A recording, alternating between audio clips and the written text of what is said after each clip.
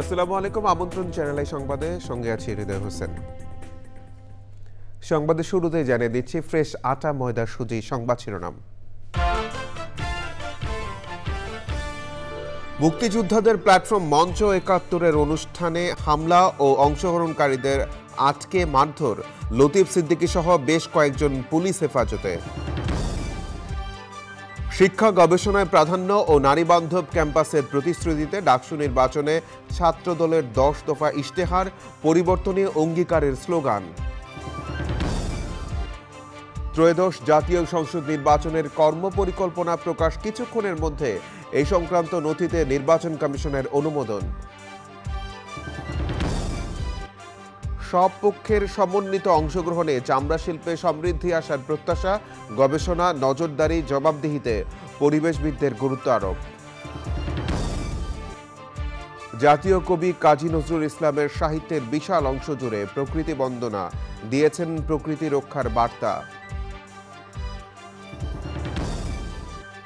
এবং সবুজে সাজাই বাংলাদেশে স্লোগানে নরসিংদীতে প্রকৃতি ও জীবন ক্লাবের বৃক্ষরোপণ, নতুন প্রজন্মকে পরিবেশ সচেতন করার প্রত্যাশা।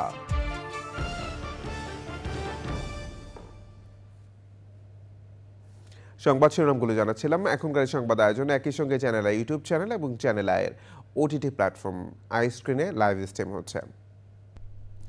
মুক্তিযোদ্ধাদের নতুন প্ল্যাটফর্ম মঞ্চ ৭১ আয়োজিত অনুষ্ঠানকে ঘিরে ব্যাপক উত্তেজনার পর সাবেক মন্ত্রী লতিফ সিদ্দিকী সহ বেশ কয়েকজনকে আটক করেছে পুলিশ। বেলা 11:30টার দিকে ঢাকা রিপোর্টার্স ইউনিটিতে এই ঘটনা ঘটে। আটকদের বিরুদ্ধে পরবর্তীদের ব্যবস্থা নেওয়ার কথা জানিয়েছে পুলিশ। সাদি মাহমুদের রিপোর্ট।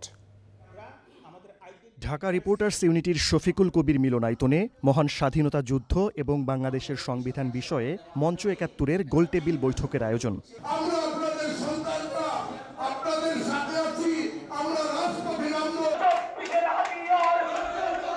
অনুষ্ঠান শুরুর পরপরই হঠাৎই উত্তেজনা মিলনায়তনের বাইরে। মঞ্চ ২৪-এর ব্যানারে বেশ কয়েকজন মিলনায়তনে ঢুকে জুলাইয়ের পক্ষে স্লোগান দিয়ে অনুষ্ঠান বন্ধ করতে বলেন।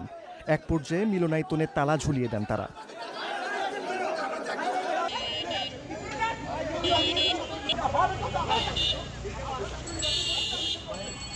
অনুষ্ঠানে অংশগ্রহণকারীদের ভেতরে আটকে মারধরের ঘটনা ঘটে। যারা বেরিয়ে আসার চেষ্টা করেন, বাইরে তারাও মারধরের শিকার হন।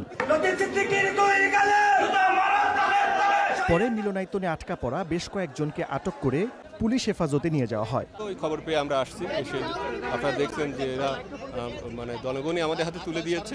এখন এদেরকে আমরা নিয়ে যাব, নিয়ে যাই যাচাই বাছাই করে সিদ্ধান্ত হবে, লিগ্যাল যে প্রসিডিউর হবে, আইনগত ব্যবস্থা, সেটা আমরা পদক্ষেপ গ্রহণ করব। মঞ্চ ৭১ আয়োজিত অনুষ্ঠানে যোগ দেওয়ার কথা থাকলেও আসেননি সুপ্রিম কোর্টের জ্যেষ্ঠ আইনজীবী জেদাই খান পান্না এবং গণফোরামের সাবেক সভাপতি ডক্টর কামাল হোসেন। সাদি মাহমুদ, চ্যানেল আই, ঢাকা। ৩ দফা দাবিতে আগারগাঁও মোড় ব্লকেট করে বিক্ষোভ করেছেন শেরেবাংলা কৃষি বিশ্ববিদ্যালয়ের শিক্ষার্থীরা। সকালে শিক্ষার্থীরা দাবি আদায়ে আগারগাঁও মোড়ে অবস্থান নেন। সে সময় ওই এলাকার যান চলাচল বন্ধ হয়ে গেলে বিপাকে পড়েন সাধারণ মানুষ। কৃষি সম্প্রসারণ অধিদপ্তর, বাংলাদেশ কৃষি উন্নয়ন কর্পোরেশন ও অন্যান্য গবেষণা প্রতিষ্ঠানের ১০ম গ্রেড কেবল কৃষিবিদদের জন্য উন্মুক্ত করা, নিয়োগ পরীক্ষায় উত্তীর্ণ হওয়া ছাড়া ৯ম গ্রেডে পদোন্নতির কোনো সুযোগ না রাখা সহ কৃষিতে স্নাতক না হলে নামের সঙ্গে কৃষিবিদ পদবি ব্যবহার না করার বিষয়ে সরকারি প্রজ্ঞাপন জারি করার দাবি শিক্ষার্থীদের। শিক্ষার্থীদের অভিযোগ, ১০ম গ্রেডে চাকরির ক্ষেত্রে ডিপ্লোমা ডিগ্রিধারীরা একচেটিয়া রাজত্ব কায়েম করে আসছে। এটি কৃষি খাতের জন্য হুমকি। ৩ দফা দাবিতে বুয়েট সহ প্রকৌশল বিশ্ববিদ্যালয়ে শিক্ষার্থীরা ক্লাস পরীক্ষা বর্জন কর্মসূচি পালন করছেন। বুধবার ২ উপদেষ্টার সঙ্গে বৈঠকের পরও দাবি পূরণ না হওয়ায় আন্দোলন চালিয়ে যাওয়ার ঘোষণা দেন তারা। এছাড়া আজ বিকেল 5টায় শিক্ষার্থীরা সভার ঘোষণা দিয়েছে, সেখান থেকে পূর্ণ কর্মসূচি ঘোষণা করবে বলে জানিয়েছেন তারা। এর আগে শাহবাগে আন্দোলনরত শিক্ষার্থীদের উপর লাঠিচার্জের ঘটনায় দুঃখ প্রকাশ করেন ডিএমপি কমিশনার।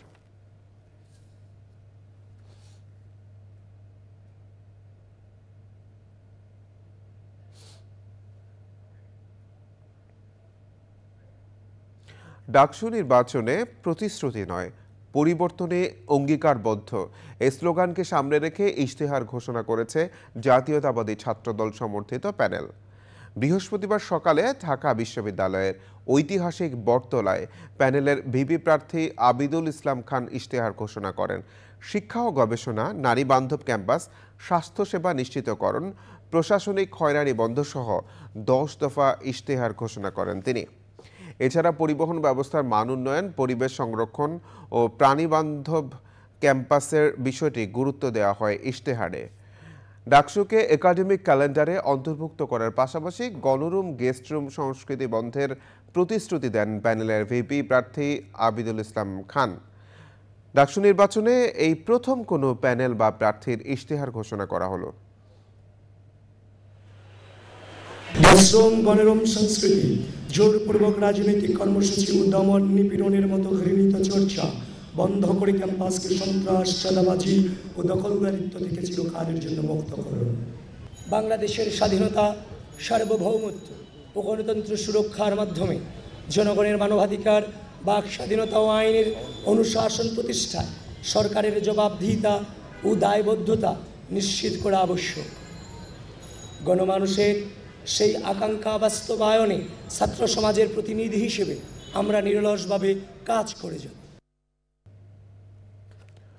ত্রয়োদশ জাতীয় সংসদ নির্বাচন সামনে রেখে কিছুক্ষণের মধ্যেই কর্মপরিকল্পনা বা রোডম্যাপ ঘোষণা করবে নির্বাচন কমিশন। এ বিষয়ে জানতে যাচ্ছি নাজিব বেকের কাছে, তিনি আগারগাঁওয়ে নির্বাচন ভবনে আছেন। নাজিব, নির্বাচনের রোডম্যাপ ঘোষণা হবে কিছুক্ষণের মধ্যেই আমরা জানতে পেরেছি। কি ধরনের রোডম্যাপ ঘোষণা করা হবে বা সবশেষ কি তথ্য আপনার কাছে আছে জানতে চাই।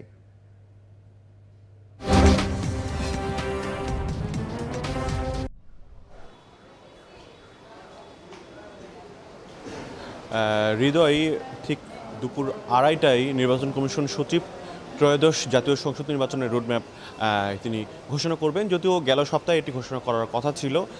আমরা যেটি নির্বাচন কমিশন সূত্রে জানতে পেরেছি সেটি হচ্ছে যে আগামী 30শে নভেম্বর চূড়ান্ত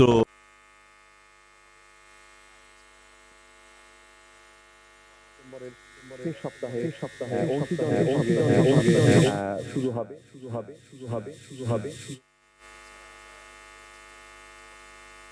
ব্যালটের যে কার্যক্রম সেটি 15 নভেম্বর, সেটি 2026 সালে জানুয়ারির মধ্যে শেষ করতে চায় নির্বাচন কমিশন, এবং সংসদ নির্বাচনের যে বাজেট সেটি চূড়ান্ত হবে 15 নভেম্বরে। এছাড়া আমরা বেশ কিছু তথ্য আরেকটু পেয়েছি, সেটা হচ্ছে নতুন রাজনৈতিক দলের প্রাথমিক নিবন্ধন সেটি দেওয়া হবে 14 সেপ্টেম্বর এবং চূড়ান্ত প্রজ্ঞাপন দেওয়া হবে 30 সেপ্টেম্বর। পাশাপাশি বিদেশি পর্যবেক্ষক এবং সাংবাদিকদের অনুমতি প্রদানের যে কার্যক্রম সেটি শেষ করা হবে নভেম্বর। যদি বলতে চাই যে বিভিন্ন রাজনৈতিক দলগুলোর মাঝে যে সংসদ নির্বাচন নিয়ে যে এক ধরনের অনিশ্চয়তার অভিযোগ ছিল, সেটি মূলত প্রধান উপদেষ্টা যে যখন ফেব্রুয়ারিতে নির্বাচনের ঘোষণা দেন তারপরে কিন্তু সেই অনিশ্চয়তাটা খানিকটা কাটতে শুরু করে। আজকে আনুষ্ঠানিকভাবে রোডম্যাপ ঘোষণা করা হলে হয়তোবা সেই সংশয় আরও অনেকখানি কেটে আসবে। হৃদয়। নাজিব, ধন্যবাদ। প্রিয় দর্শক, নাজিব বেগ আমাদের সঙ্গে যুক্ত হয়েছিলেন। অবৈধ বাংলাদেশিদের নিয়ম মেনে বাংলাদেশে পাঠানো হচ্ছে বলে জানিয়েছেন বিএসএফ মহাপরিচালক। ঢাকায় বিজেপি বিএসএফ মহাপরিচালক পর্যায়ের 56তম সীমান্ত সম্মেলন শেষে যৌথ ব্রিফিংয়ে তিনি এই কথা বলেন। বিজেপি মহাপরিচালক বলেন, লেথাল অস্ত্র ব্যবহার না করার বিষয়ে আলোচনা হয়েছে। 4 দিনের সম্মেলনে স্মাগলিং, নিরাপত্তা, ডেভেলপমেন্ট প্রজেক্ট, ওয়াটার রিলেটেড বিষয় নিয়ে আলোচনা হয়েছে। সীমান্তে শান্তি ও শৃঙ্খলা রক্ষায় দুই দেশের মধ্যে আলোচনা হয়েছে জানিয়ে দুই পক্ষই বলেছে যে কোনো সমস্যা সমাধানে তারা একসঙ্গে কাজ করছেন। দুই দেশের সম্পর্ক উন্নয়নে আন্তরিক বলেও জানান তারা। Criminals respond with abuses, strong pelting, attacks on BSF personnel, using sharp-edged lethal weapons in complete disregard of warnings by the BSF troops. And this mostly happens in the dead of the night. We challenged all those life-saving and not life-saving, self-defense and all. However, at the end, both sides agreed and to try the best from each other so that no crossings take place, whether deliberately or inadvertently, and we will try so that no loss of life takes place. সব পক্ষের সমন্বিত অংশগ্রহণ ও আইনের কঠোর প্রয়োগে চামড়া শিল্পে সমৃদ্ধি আসবে বলে জানিয়েছেন প্রকৃতি বন্ধু মীর মুক্তিযোদ্ধা মুকিদ মজুমদার বাবু। রাজধানীর পরিবেশ অধিদপ্তরে আয়োজিত আলোচনায় যোগ দিয়ে বক্তারা চামড়া শিল্পের রপ্তানি লক্ষ্যমাত্রা কাজে লাগাতে গবেষণা, নজরদারি ও জবাবদিহিতায় গুরুত্ব আরোপ করেন। মোশাহিদ রনির রিপোর্ট। গুণগত কাঁচামাল আর বাড়তে থাকা বৈশ্বিক চাহিদার বিপরীতে ৮ দশক ধরে খুঁড়িয়ে চলছে দেশের চামড়া খাত। ২০৩০ সালের মধ্যে চামড়া খাত থেকে ১০ থেকে ১২ বিলিয়ন ডলার রপ্তানি আয়ের লক্ষ্যমাত্রা থাকলেও বাস্তবতা বলছে এখনও বছরে ১৫০০ কোটি টাকার চামড়া ও চামড়াজাত পণ্য আমদানি করে বাংলাদেশ। পরিস্থিতি উন্নয়নে বাংলাদেশের টেকসই চামড়া খাত বিনির্মাণ শীর্ষক প্রকল্পের আওতায় আলোচনা। ইন্ডাস্ট্রিতে যদি প্রি-ট্রিটমেন্টটা যদি ঠিকভাবে করা হয়, ব্যবসা ও নিজেদের স্বার্থে পরিবেশ বান্ধব শিল্প ব্যবস্থাপনার বিকল্প নেই বলে মত সংশ্লিষ্টদের। পরিবেশ রক্ষার জন্য আমরা অবশ্যই আমাদেরকে অ্যাওয়ার্ড থাকতে হবে, কাজ করতে হবে, এর কোনো বিকল্প নাই। কারণ প্রত্যেকটা মানুষের মৌলিক অধিকার একটি সুস্থ ভালো পরিবেশে বসবাস করা। Already we have the BOD COD KPI, but টেনারিগুলো ইন্ডিভিজুয়ালি KPI-গুলোকে তারা ফুলফিল করছে কিনা এবং সেই অনুযায়ী কাজ করছে কিনা, এবং এই ব্যাপারে অ্যাওয়্যার করা, এডুকেট করা। এয়ারের ক্ষেত্রে হচ্ছে আমাদের convention source, BOC control order, energy management, এই বিষয়গুলোতে আমাদের লক্ষ্য রাখতে হবে। আমরা যখন ব্যবসা করব সেটা হবে জবাবদিহিমূলক ব্যবসা, দায়িত্বশীল ব্যবসা, এবং পরিবেশগত সুরক্ষা নিশ্চিত না করে কখনো সেটি দায়িত্বশীল ব্যবসা হতে পারে না। আমাদের এই যে লোভ, আমাদের যে প্রয়োজন, আমাদের আরাম আয়েশ, এটা বাড়াইতে গিয়ে আমরা কিন্তু প্রকৃতির উপর প্রেশার ক্রিয়েট করছি। আমাদের চাপে কিন্তু প্রকৃতি বিরূপ হয়ে গেছে, পাগল হয়ে গেছে, এখন আমাদের উপর প্রতিশোধ আসতেছে। সম্মিলিত ব্যর্থতায় চামড়া খাত ধুঁকছে উল্লেখ করে টেকসই উৎপাদন, বাস্তবসম্মত লক্ষ্য নির্ধারণ সহ পরিবেশের বৈশ্বিক মানদণ্ড নিশ্চিতে জোর দেন বিশিষ্টজনরা। সেই ৮০-৯০ বছর আগে শুরু হয়েছিল পাকিস্তান থেকে, তারপর বাংলাদেশে আমরা ৫৪ বছর। যেই ধরনের ইমপ্রুভমেন্ট হওয়া উচিত ছিল লেদার সেক্টরের, সেটা কিন্তু আমরা অ্যাচিভ করতে পারিনি। হেমায়তপুরে যে কারণে যাওয়া হলো, সেখানেও কিন্তু আমরা নানা সমস্যায় পড়ে গেছি। সারা বাংলাদেশে পরিবেশ অধিদপ্তরের যে পরিমাণ সাপোর্ট দরকার, যে ধরনের এখানে লোকবল দরকার, সেটা কিন্তু বাড়াতে হবে।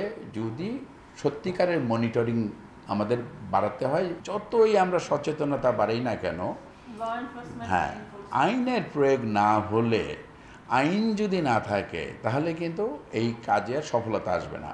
মালিকপক্ষ, আইন, পরিবেশ এবং আমাদের সম্মিলিত প্রচেষ্টা, সেই সব কিছুই কিন্তু এক জায়গায় আনতে হবে। পরিবেশ অধিদপ্তর যত বেশি এগিয়ে আসবে এই ব্যাপারে, আমার মনে হয় এখান থেকে আমরা একটা ভালো একটা সমাধান পাবো।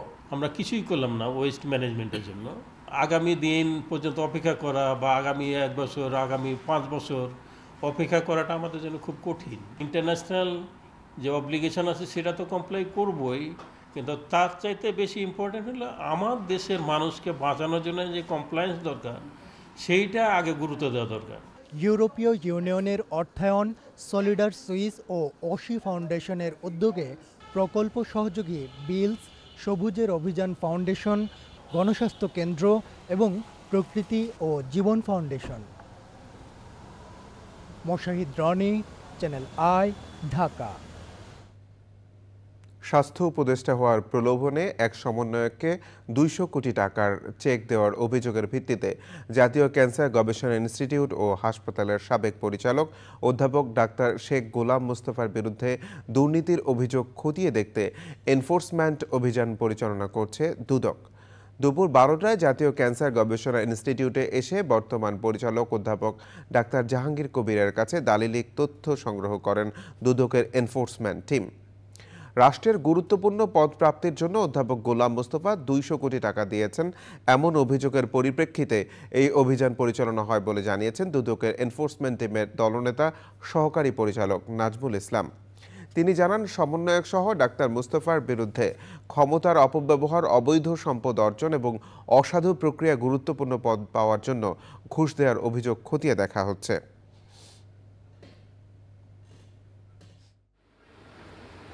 সরকারি কর্মচারী আমাদের বেতন সর্বশেষ করলে হায়েস্ট বেতন 70-75 সব মিলে 1 লাখ টাকা আসে। আপনারাই চিন্তা করেন যে কীভাবে সম্ভব। আমরা আজকে দুদক প্রধান কার্যালয় হতে যে অভিযান পরিচালনা করছি তার ওই সংশ্লিষ্ট সব কিছু খতিয়ে দেখা হবে এবং এই অভিযোগের সাথে সংশ্লিষ্ট সবাইকে আমরা সব কিছু আমরা খতিয়ে দেখব এবং আমাদের রেকর্ড কত কিছু এসেছে, আরও কিছু বাকি, এবং সমস্ত রেকর্ড পর্যালোচনা শেষে আমরা কমিশন বরাবর এনফোর্সমেন্ট প্রতিবেদন দাবি করব। বাংলা সাহিত্যে বিভিন্ন উপমায় প্রকৃতিকে অনন্য উচ্চতা নিয়ে গেছেন জাতীয় কবি কাজী নজরুল ইসলাম। সাহিত্যের বিশাল অংশ জুড়ে রয়েছে প্রকৃতি বন্দনা, দিয়েছেন প্রকৃতি রক্ষার বার্তা। তাই তো কাজী নজরুল শুধু দ্রোহ কিংবা প্রেমের কবি হিসেবেই নয়, প্রকৃতির কবি হিসেবেও সমাদৃত সমানভাবে। নজরুল সাহিত্যে প্রকৃতি নিয়ে আফরোজা হাসির রিপোর্ট।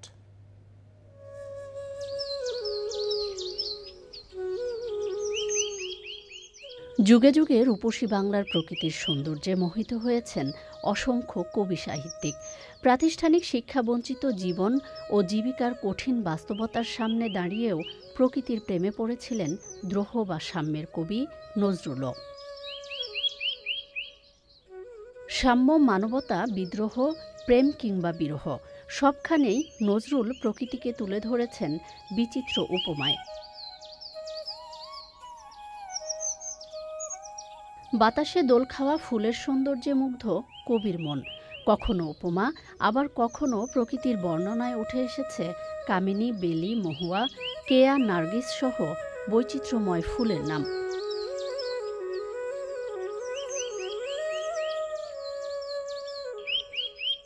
স্বাধীনতা, প্রেম, বিরহ, আনন্দ কিংবা বিষাদ, বিভিন্ন অনুভূতির প্রতীক হিসেবে নজরুল সাহিত্যকর্মে ঠাঁই পেয়েছে বউ কথা কও, চড়ুই পাখির ছানা কিংবা শালিক, ময়না, বুলবুলি, টিয়া সহ বিভিন্ন পাখি।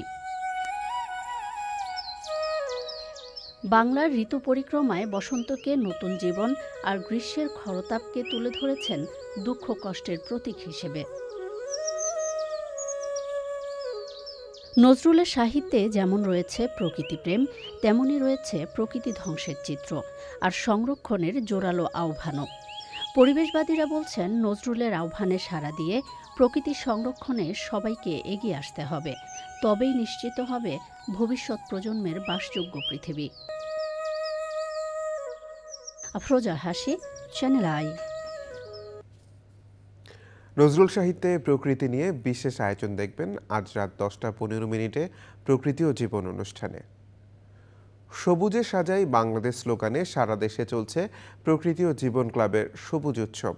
এরই অংশ হিসেবে মোবাইল অপারেটর বাংলালিংকের সহায়তায় নরসিংদীতেও করা হচ্ছে বৃক্ষরোপণ।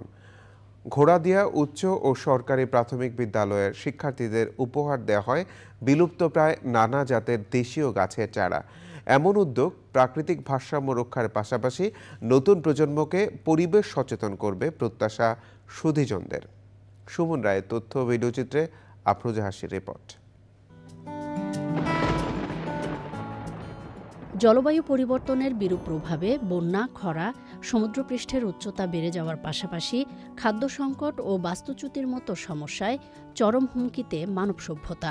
পরিস্থিতির উত্তরণের পাশাপাশি ভবিষ্যৎ প্রজন্মকে সুস্থ সুন্দর পৃথিবী উপহার দিতে সারা দেশের মতো নরসিংদীতেও প্রকৃতি ও জীবন ক্লাবের বৃক্ষরোপণ।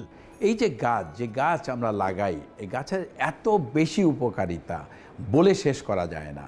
এবং তার মধ্যে একটি গবেষণায় দেখা গেছে যে যদি কেউ এই সবুজের ভেতরে বনের ভিতরে যায় তার রক্তচাপ কমে যায়, তার টেনশন অ্যাংজাইটি তা লাঘব হয়। যে কাজটি করলে আমাদের শারীরিক এই উন্নতি হয়, শারীরিক স্বাস্থ্য ভালো থাকে, সে কাজটি কিন্তু আমাদের সবার করা উচিত। সুতরাং আসুন সারা বাংলাদেশটাকে আমরা সবুজে ছেয়ে ফেলি।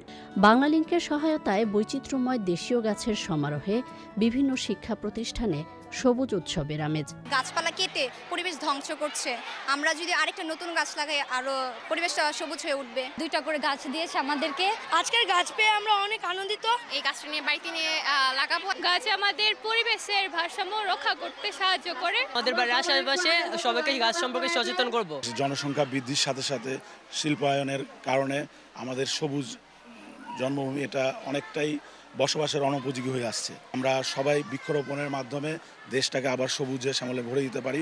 উদ্যোগকে স্বাগত জানিয়ে পরিবেশের ভারসাম্য রক্ষায় বৃক্ষরোপণের বিকল্প নেই বলেন বিশিষ্টজনেরা। বনায়নের কোনো বিকল্প নাই, আর এই বনায়নের মাধ্যমে একটা দেশপ্রেমিক নাগরিক হিসেবে প্রকৃতি ও জীবন এবং বাংলালিংক যে উদ্যোগ গ্রহণ করছে আপনাদেরকে স্বাগত জানাই। প্রকৃতি জীবন ফাউন্ডেশন যে দিক নির্দেশনা আমাদের সামনে রেখেছে তার পথ ধরেই স্ব অবস্থান থেকে সকল সংগঠন, সকল প্রতিষ্ঠান, ব্যক্তিগতভাবে সকল মানুষের কিন্তু এই আমাদের গাছ লাগাতে হবে। দেশকে সবুজে রাঙাতে বৃক্ষরোপণকে সামাজিক আন্দোলনে পরিণত করতে সবাইকে এগিয়ে আসার আহ্বান জানিয়েছেন সচেতন মহল। আফরোজা হাসি, চ্যানেল আই। ঢাকার যেসব জায়গায় দ্রুত ছাদ কৃষি সম্প্রসারণ হচ্ছে তার অন্যতম বনশ্রী আবাসিক এলাকা। এখানে অনেকেই ভবনের উপর গড়ে তুলছেন সবুজের আয়োজন। এক শিক্ষা প্রতিষ্ঠানের ছাদেও গড়ে উঠেছে প্রকৃতির এক অনন্য আয়োজন। বিস্তারিত জানাচ্ছেন শাইখ সিরাজ। বিশাল আকৃতির এক একটি ফলদ গাছের ছায়ায় ঢাকা 2তলা ভবনের এই ছাদের এক পাশ। দূর থেকে দেখলে মনে হবে গ্রামের বাড়ির কোনো আঙিনা, যা পরিকল্পিতভাবে নয়, প্রকৃতির স্বাভাবিক প্রবাহেই বেড়ে ওঠার সুযোগ দিয়েছে ঢাকার বনশ্রী আবাসিক এলাকার আলহাজ লায়ন এম এ কুদ্দুস এবং তার স্ত্রী হাসিনা মুমতাজ। এখানে আমরা প্ল্যান করে কোনো গাছ করি না, এটা প্রাকৃতিকভাবে ওই আমাদের যে তরি তরকারি, ডিমের খোসা, পেঁয়াজ এগুলো ফালাইছি, এইটার মধ্যে এই গাছগুলো হইতেছে। জানা গেল এই গাছপালা এবং ফলজ বৃক্ষকে ব্যবহার করা হয় এখানকার শিক্ষার্থীদের ব্যবহারিক পাঠেও। Momtaz ideal school and college, এখানে ছাত্রদের যখন কৃষির প্র্যাকটিক্যালটা হয় তখনই হলো এই ওরা যে নিয়ে আসে চারাগুলো, ওগুলো এখানে লাগাই, এগুলো থেকেও গাছ হয়। এছাড়াও এখানে রয়েছে নানা রকম ফুল এবং বিভিন্ন প্রজাতির অ্যাডোনিয়াম। অন্য দশটা ছাদ কৃষির মতো এটি কোনো পরিকল্পিত ছাদ কৃষি নয়, অর্থাৎ মাটি তৈরি করা, গাছ লাগানো তা না। এটা খেলতে খেলতে পারিবারিক শাক সবজি ফলমূলের যে উচ্ছিষ্ট ছিল সেগুলো এসে ঢেলেছে, হয়ে গেছে একটা একেবারে প্রাকৃতিক ছাদ কৃষি, যেখানে কোনো রকমের রাসায়নিক সার বা কোনো ধরনের কেমিক্যাল ব্যবহার হয়নি। এরকম ছাদ কৃষি একটি স্বপ্ন আপনিও দেখতে পারেন। বাসাবাড়ির উচ্ছিষ্ট দিয়ে যে হতে পারে তার প্রমাণ মিলেছে এই লায়ন আব্দুল কুদ্দুসের ছাদ কৃষি থেকে। ঢাকার বনশ্রী থেকে শাইখ সিরাজ, চ্যানেল আই। এ নিয়ে বিস্তারিত প্রতিবেদন দেখবেন আজ বেলা 3:05 হৃদয়ে মাটিয়ে মানুষের ডাক অনুষ্ঠানে। সংবাদের এই পর্যায়ে বিরতি নিচ্ছে, আর বিরতির পর জানিয়ে ফিরছে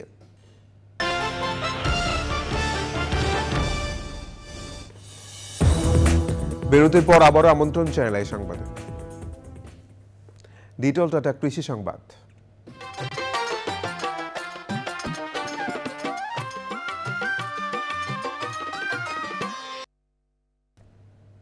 ডিলাররা অবৈধভাবে সার মজুত করে কৃত্রিম সংকট তৈরি করছে বলে অভিযোগ করেছেন চুয়াডাঙ্গায় কৃষক। তারা বলছেন নির্দিষ্ট কিছু ডিলারের কাছ থেকে বেশি দাম দিলেই পাওয়া যাচ্ছে কাঙ্ক্ষিত সার। প্রকৃতি সংবাদ।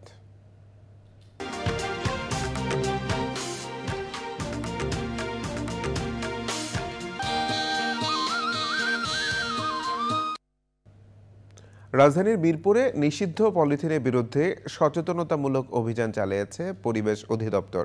সকালে মিরপুর বুদ্ধিজীবী স্মৃতিসৌধ সংলগ্ন কাঁচা বাজার ও ফুটপাথে এই অভিযান চালানো হয়। এ সময় সেখান থেকে পলিথিন জব্দ ও বাজেয়াপ্ত করা হয়।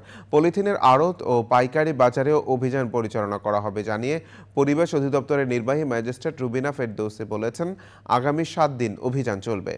পরিবেশ অধিদপ্তর এবং আইনশৃঙ্খলা বাহিনীর সদস্যরা অভিযানের সঙ্গে ছিলেন। খেলার খবর।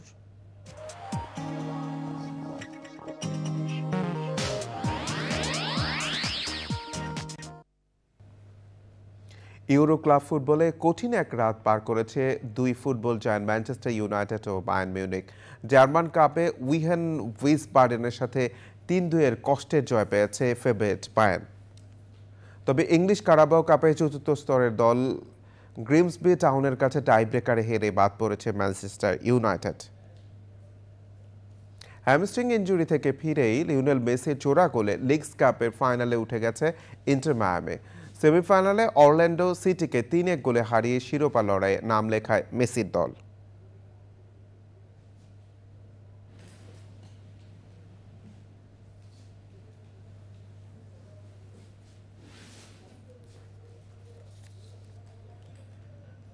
প্রিয় দর্শক, ত্রয়োদশ জাতীয় নির্বাচন সামনে রেখে কর্মপরিকল্পনা ঘোষণা করছে নির্বাচন কমিশন। আমরা সরাসরি সেখানে চলে যাচ্ছি। ব্রিগেডিয়ার ফজল সাহেব এবং সিইসি মহোদয় বিভিন্ন সময় আপনাদেরকে বিভিন্ন তথ্য দিয়েছি। এখন সম্মিলিতভাবে আমরা এটা আপনাদেরকে আজকে জানাচ্ছি যে সেটা হচ্ছে যে আমাদের কর্মপরিকল্পনাটা কি। আমরা এই আগামী নির্বাচনকে সামনে রেখে, জাতীয় নির্বাচনকে সামনে রেখে আমাদের কর্মপরিকল্পনাটাকে আমরা মোটামুটিভাবে 24টা ভাগে ভাগ করে আমরা আমাদের কর্মপরিকল্পনাটা প্রস্তুত করেছি। এই কর্মপরিকল্পনাকে রেখেই আমরা অতীতেও যে কাজগুলো করেছি সেখানে এই কর্মপরিকল্পনার ভিতরে অন্তর্ভুক্ত আছে এবং আগামীতে যে কাজগুলো আমরা সেটা সম্পন্ন করব। একটা বিষয় এখানে বলে রাখা প্রয়োজন যে কর্মপরিকল্পনায় যে কাজগুলো আছে, উল্লেখ করা আছে, এইটা একটার সাথে আরেকটা সম্পর্কিত। কাজে কোনো কোনো ক্ষেত্রে দেখা যাবে যে একটা সম্পূর্ণ না হলে আরেকটা শুরু করতে পারছি না, আবার কিছু কিছু জিনিস আছে শুরু হয়েছে কিন্তু একটু বিরতি দিয়ে আরেকটা কাজের সাথে সম্পর্কিত হবে। কাজে এককভাবে একটা জিনিস শেষ হয়ে গেল বা একটা অংশ, এখানে সাউন্ড যদি ঠিক না থাকে আমি কি, আমার তো অপেক্ষা করা ছিল, তাহলে মাইক ছাড়াই কথা বলি।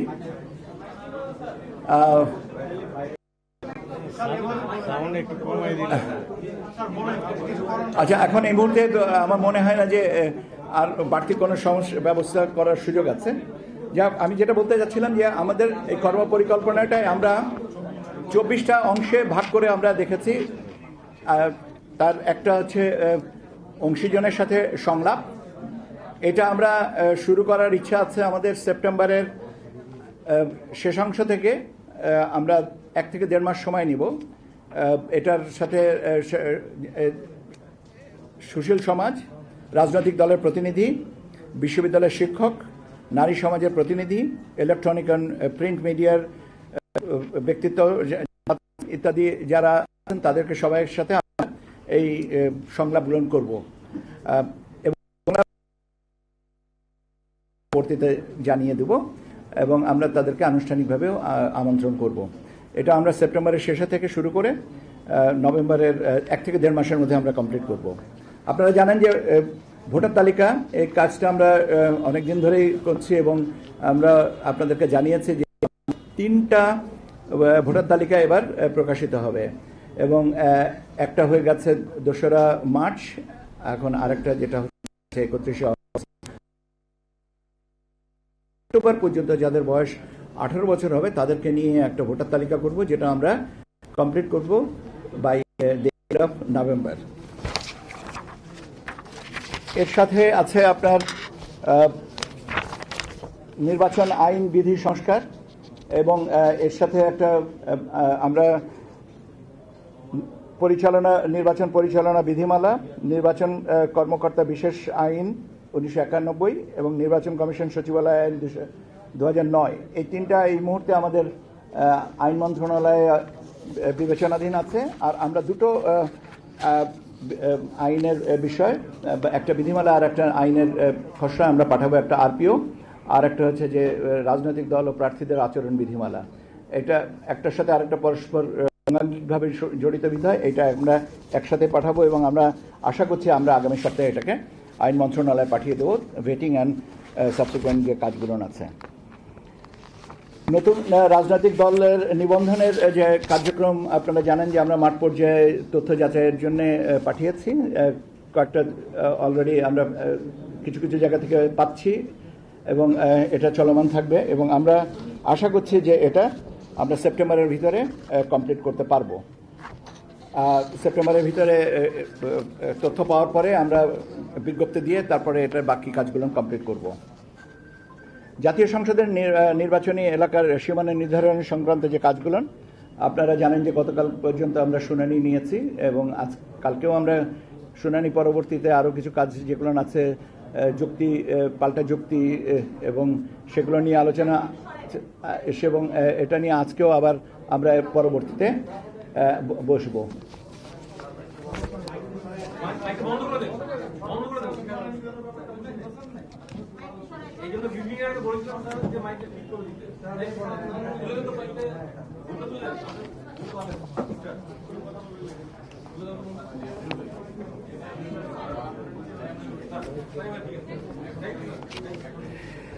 আমি সীমানা নিয়ে বলছিলাম যে গতকালকে পর্যন্ত আপনারা জানেন যে আমরা সীমানা নিয়ে যে শুনানি ছিল সে শুনানিটা কমপ্লিট করেছি।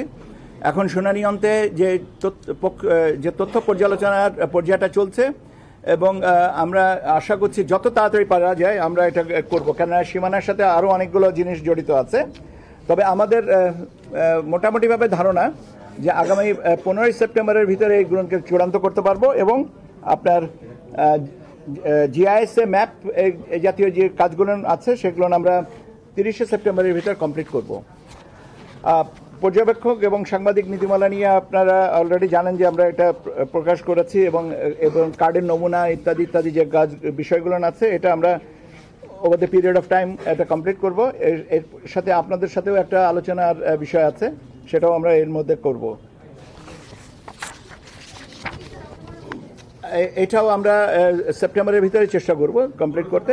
জি, আমি সেপ্টেম্বরের মধ্যে করতে। আচ্ছা, আমি আপনাদেরকে এই কাগজটা আমাদের যেটা আমি আপনাদেরকে একটা কপি দিয়ে যাব যাতে স্পষ্ট করে, কেন এটাতে অনেকগুলো ফ্যাক্টর তো একসাথে তো সব মুখস্থ করে বলাও মুশকিল এবং এটা ধারাবাহিকভাবে কাজে আমার মনে হয় যে আমি একটা না কয়েকটা কপি দেবো যাতে আপনাদের এই জন্য বুঝে নিতে বা আপনাদের পরবর্তীতে রিপোর্টিং করতে সুবিধা হয়।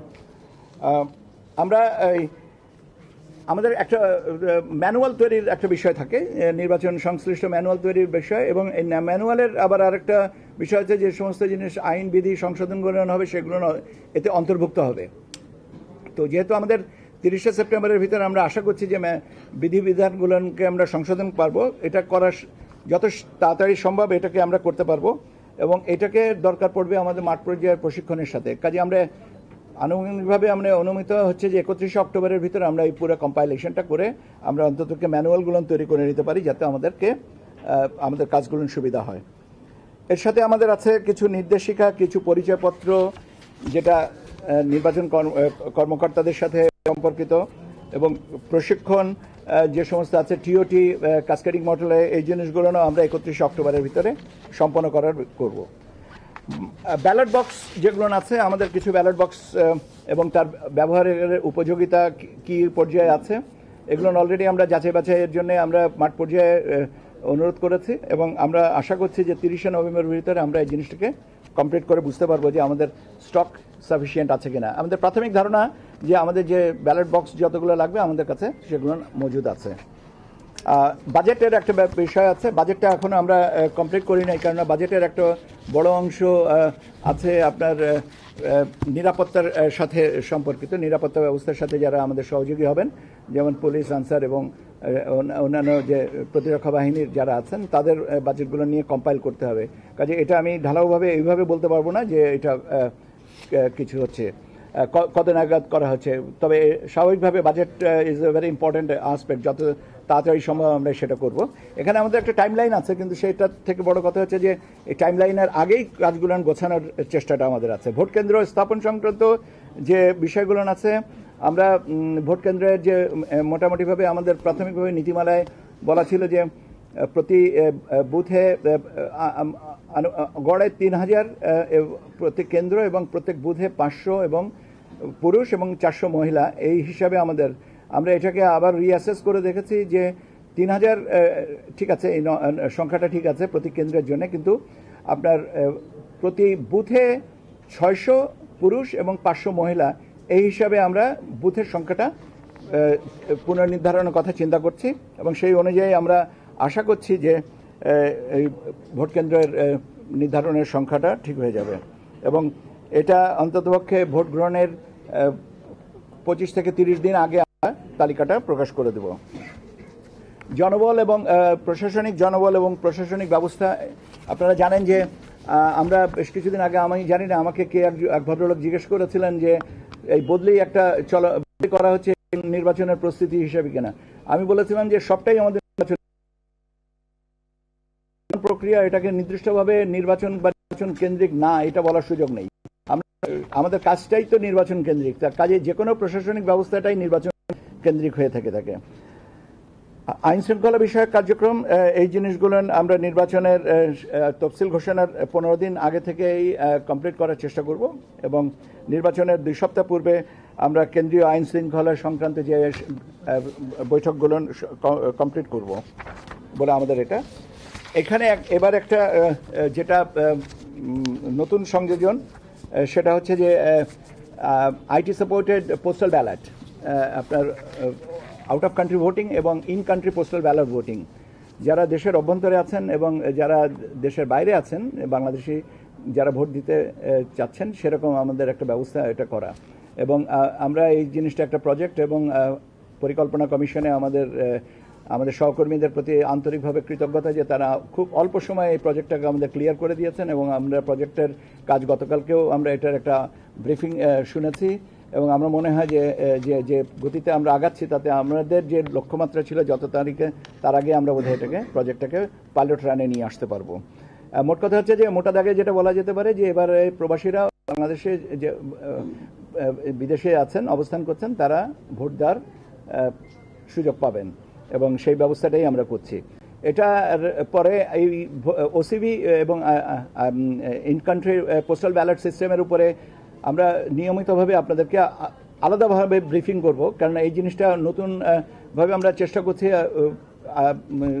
ইনকালকেট করতে এবং সেই কারণে আমার মনে হয় যে এটা ব্রিফিংটা নিয়মিত থাকলে আপনাদের জন্যও আমাদের পক্ষ হয়ে কাজ করার সুবিধা হবে। কাজে আমি এখানে বিস্তারিতটা বলবো না, আমরা বরং কালকে না হলে আগামী সপ্তাহে আপনাদেরকে আরেকটা ব্রিফিংয়ের ব্যবস্থা করব, যাতে overseas out of country voting নিয়ে বা ইন কান্ট্রি পোস্টাল ব্যালট ভোটিংয়ের নিয়ে আমরা কথা বলতে পারি। এর সাথে আর যে বিষয়গুলো আছে সেগুলো মোটামুটিভাবে আপনারা আমার থেকে বেশি পরিচিত। ভোটে কিভাবে আমরা রেজাল্ট মনিটরিংটা, রেজাল্ট ম্যানেজমেন্টটা কিভাবে হবে, প্রচারটা কিভাবে হবে, আমরা এখানে কোথায় কি ব্যবস্থাটা রাখবো, আপনাদের কিভাবে আপনাদের কতক্ষণ পরপর আমরা ব্রিফিং করব, এই জিনিসগুলো আছে আমাদের এখানে এই কর্মপরিকল্পনায়। কাজে এটা আমার মনে হয় না যে এটা নতুন কোনো কিছু না, এটা আমরা মোটামুটিভাবে এইভাবেই আমরা জিনিসগুলোকে এগিয়ে নিয়ে যেতে চাইব এবং চেষ্টা করব।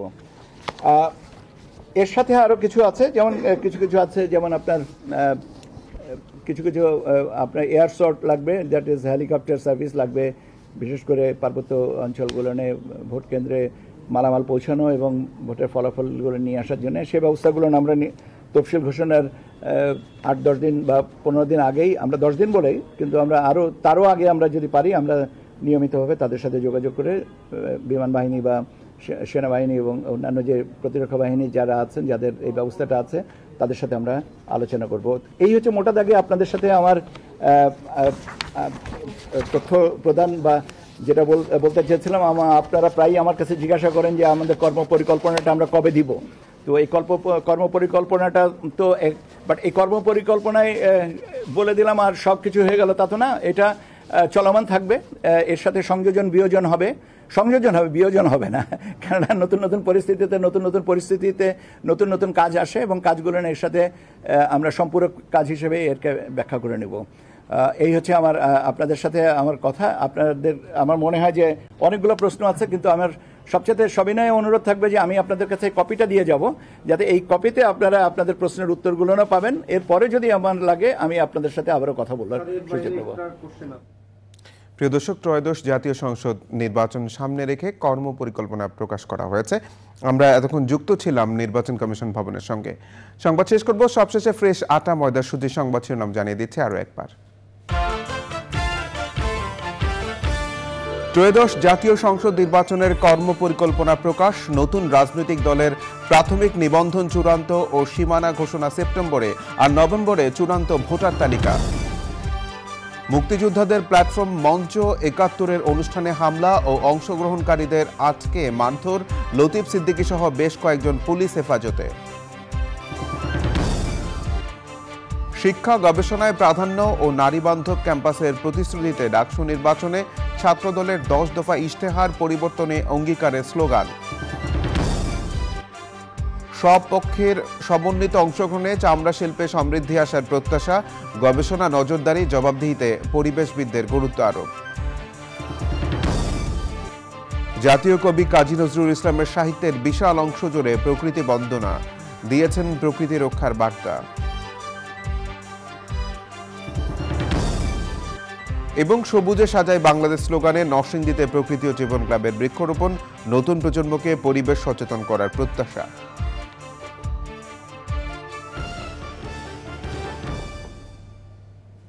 এই ছিল সংবাদ আয়োজন। ধন্যবাদ সবাইকে।